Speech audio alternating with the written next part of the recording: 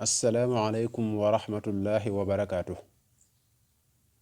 bokki jullit yi delsiwaat nañu ci jataay bi nu baaxoo ànd ak yéen ci naafilay weeru koor di ko jële ci téere Sëriñ Suhaybu Mbakke bi mu tuddee Qurratul Ayn. nu toll ci guddik fukkeel ak ñaar.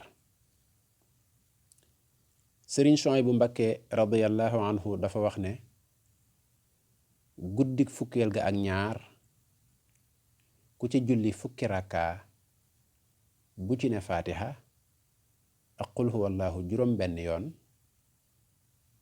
guddik fukkeel ga ak ñaar ku ci julli fukki rakkaa bu ci ne faatiha ak qul huwallahu juróom benn yoon dees na ko ca wutal ca àjjana juróom ñetti junniy soxna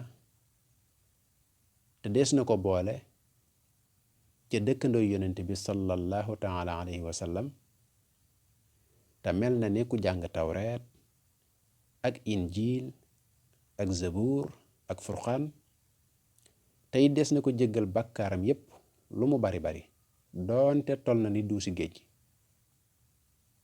te des na ko bindal tuyaabay jaamu yàlla ak juróom-ñaar fukki at mel na ni it ku goreel junniy jaam te bu bis pencee dees na ko ràmmloo lu ko soob ci ñi naroon a dem sawara te dana tàbbi àjjana te deesu ko xisaab. wassalaamu aleykum wa rahmatullahi wa barakaatu.